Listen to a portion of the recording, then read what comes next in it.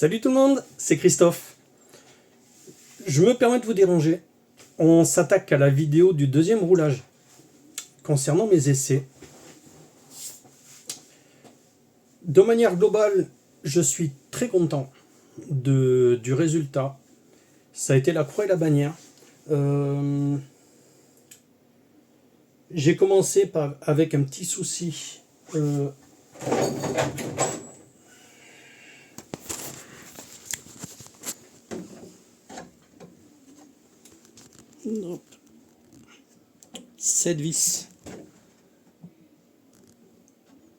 Cette vis était desserrée.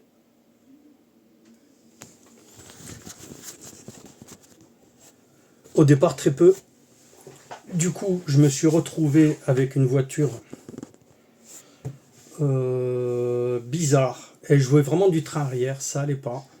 Je me suis dit, différence de température, on a modifié la géométrie avec Mathéo pour les essais. Logiquement, on allait vers le positif.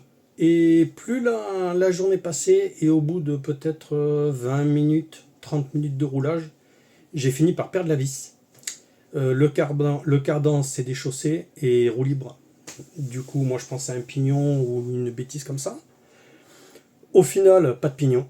Donc j'ai pu resserrer ma vis. Et juste après, j'ai retrouvé une voiture vraiment très stable. Donc, résultat des courses, ça a été assez positif. Qu'est-ce qu'on avait mis comme réglage? Je me suis retrouvé, vous pouvez vous revoir la vidéo juste avant concernant ma préparation du roulage.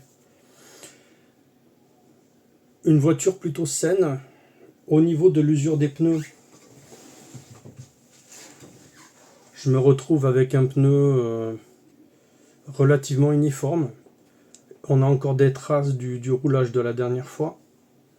Et le tout, c'est d'avoir un pneu usé de manière symétrique. Voilà. Et quand on prend l'autre, par exemple, ça va, elle est relativement propre. Donc, au niveau des températures, on n'est pas trop mal. Je suis assez symétrique. Le comportement est plutôt sain. Donc effectivement, moi, encore une fois, c'est mon impression. Au niveau du carrossage arrière, je confirme qu'ils nous le font négatif, autour de 1 à 2 degrés. Après, c'est propre à chacun. Moi, j'ai mes chiffres, mais c'est pas évident de vous remonter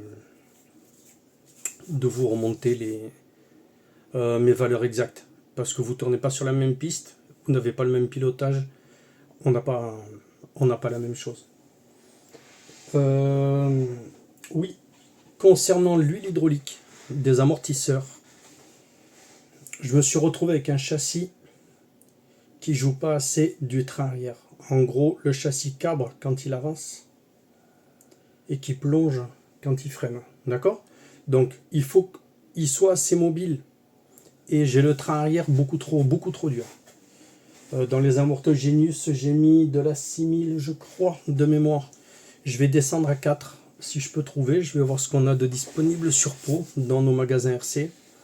Je vais essayer de tourner autour de 4000 pour voir. Oui, alors, j'ai remarqué quelque chose aussi de très important pour vous. J'ai eu du mal je vous cache pas, je n'en ai pas parlé. Et ce réglage, je l'ai complètement zappé.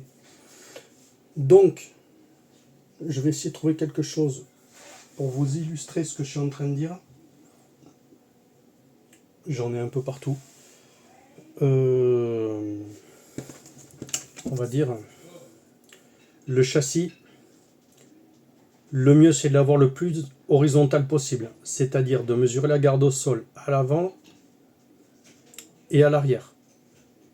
Dans mon cas, j'avais le châssis qui plongeait, mais de pas mal. Et je ne l'ai pas vérifié. Je l'ai monté sur la balance, comme vous l'avez vu, pour l'équilibrer. Donc, accélération plutôt neutre, jamais embêté. À partir du moment où j'ai serré ma vis, j'ai retrouvé une voiture super saine. Et le moindre coup de gaz, ça file droit. Aucun problème. Donc, à partir du moment où j'ai relevé le nez et rabaissé l'arrière, Du coup, ça fait une voiture vraiment neutre. Donc, dans tous les cas, que ce soit répartition des masses, le niveau du châssis, d'accord, les chiffres aussi, tourner autour de zéro, essayer d'avoir une symétrie la plus parfaite entre gauche et droite au niveau des masses, un réglage sain pour avoir le châssis de niveau. Moi, j'arrive à avoir des ressorts réglés de manière symétrique et un châssis de niveau gauche-droite parce que j'ai rajouté du poids sur le châssis. Je vous invite à renvoyer. Non, viens, c'est bon, je suis en vidéo, mais. T'as le pâté ou pas? Non. Casquette de papa. Donc, voilà, donc au final, essayez d'être donc symétrique un peu partout.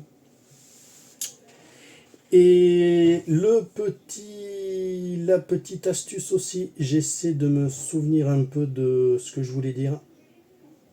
Ça me revient pas. J'ai parlé des amortos. Le différentiel, tout ce qui va être mécanique le plus libre possible. Essayez d'avoir une transmission propre, les axes bien calés, pas de bruit, les pignons bien alignés. Voilà, quelque chose de propre, parce qu'avec une bonne roue libre, ça va vous faciliter les choses. Après, comment améliorer? Alors, j'ai parlé des amortos, je vais essayer d'alléger un peu. J'ai quelques idées aussi au niveau géométrie. Il y a un point que je ne vous ai pas expliqué. On me dit tous, beaucoup de gens me demandent, mais tel réglage, on obtient quoi? Et telle chose, on obtient quoi? La seule solution, les gars, parce que je vais vous l'expliquer à ma manière, vous n'allez pas comprendre.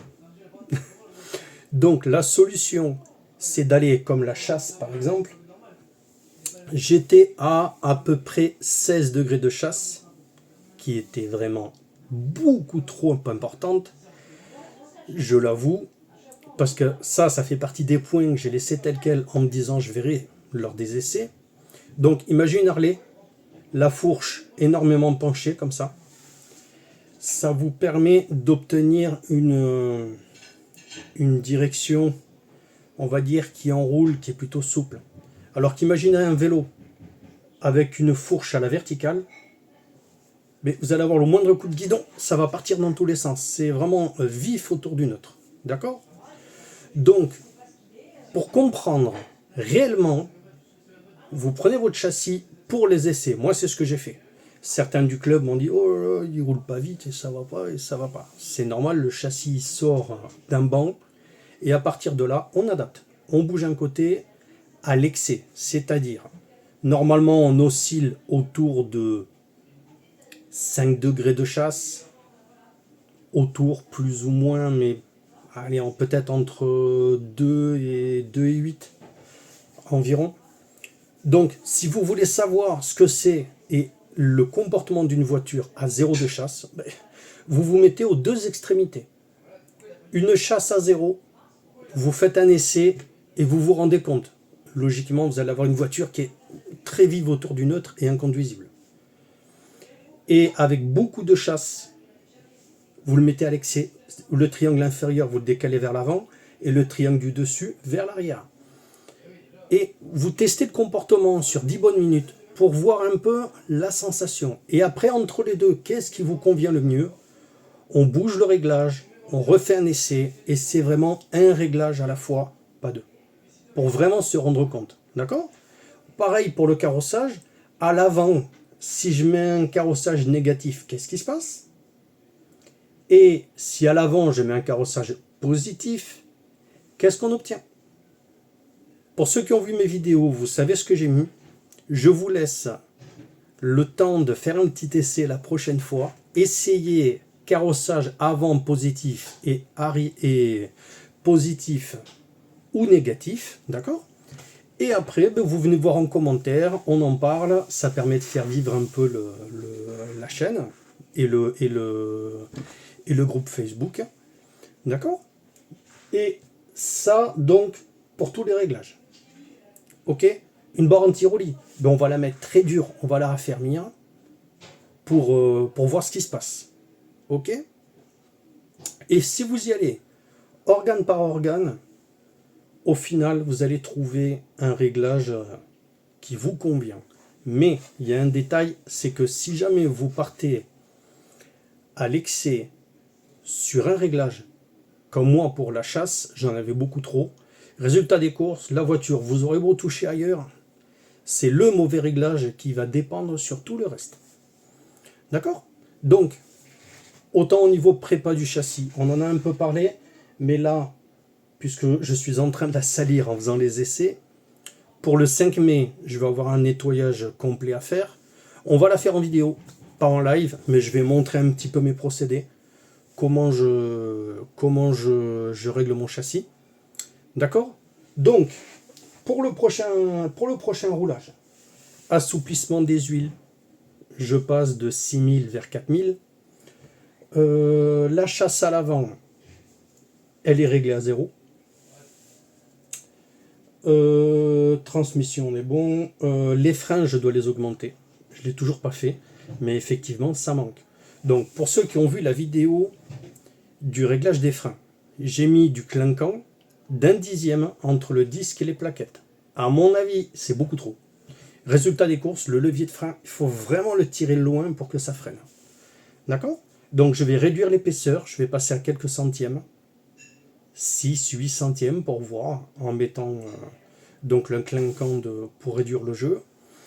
Et logiquement, on devrait freiner un petit peu mieux. Voilà. Après, je l'avoue, le pilote, il est un peu rouillé. Donc, j'ai eu d'énormes conseils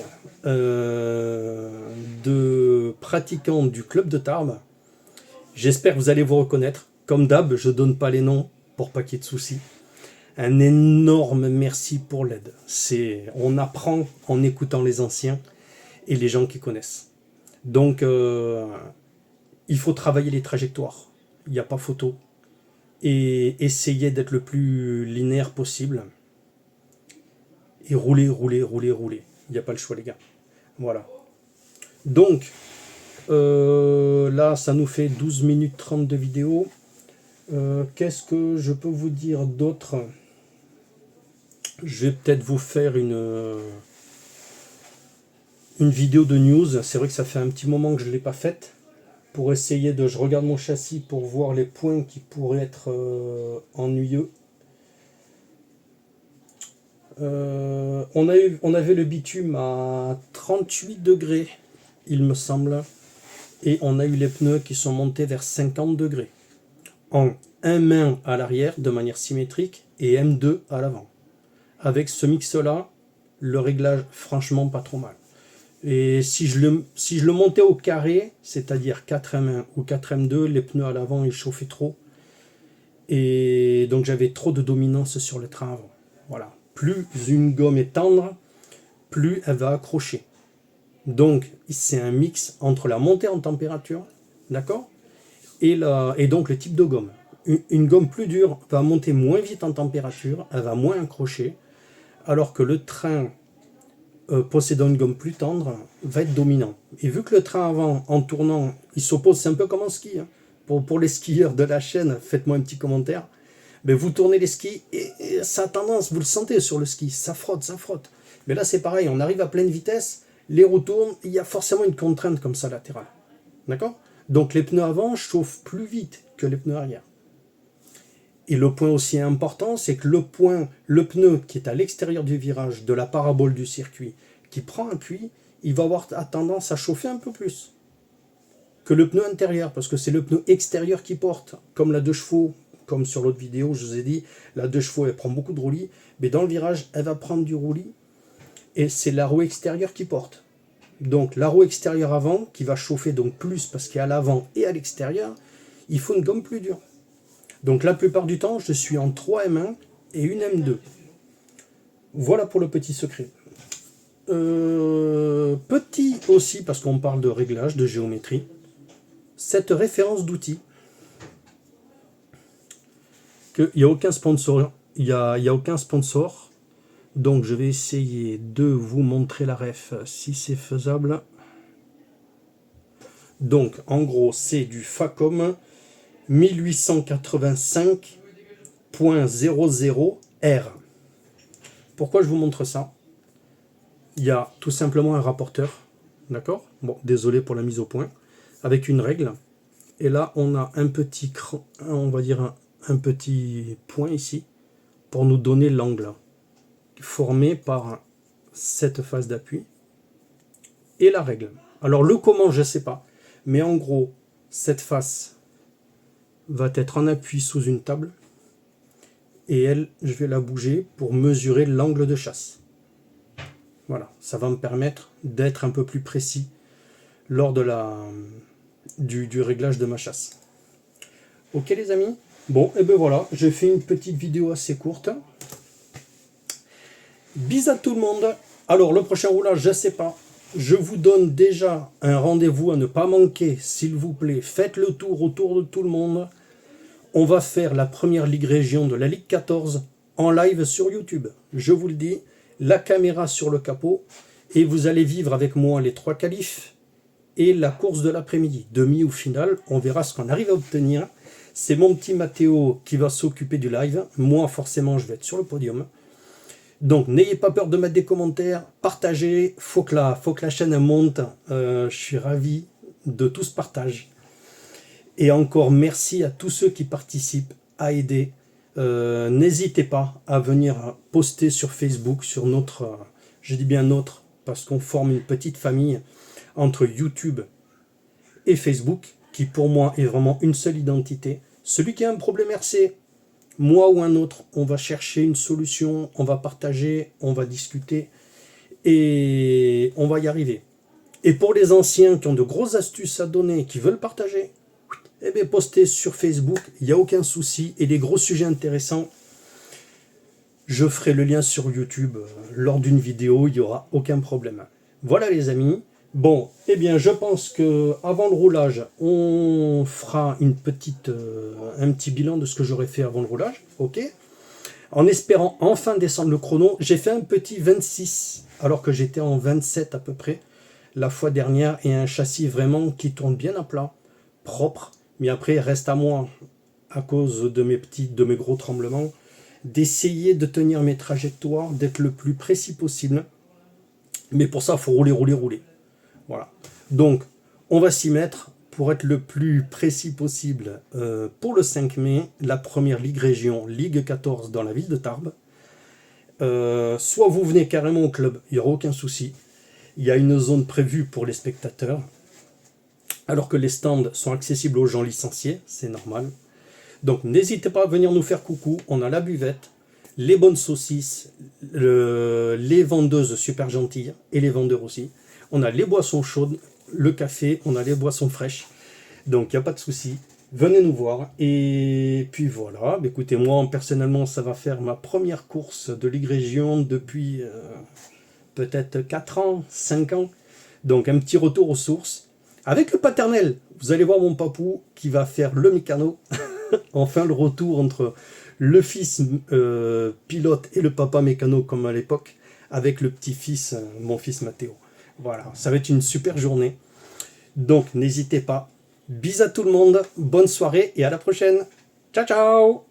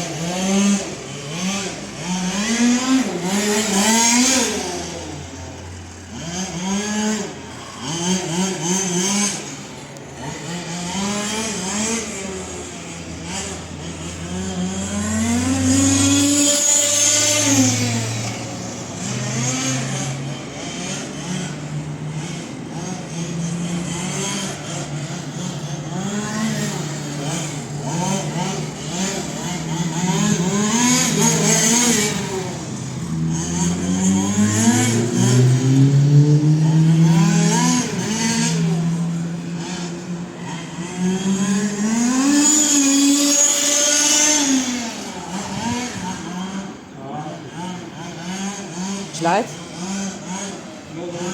Vas-y.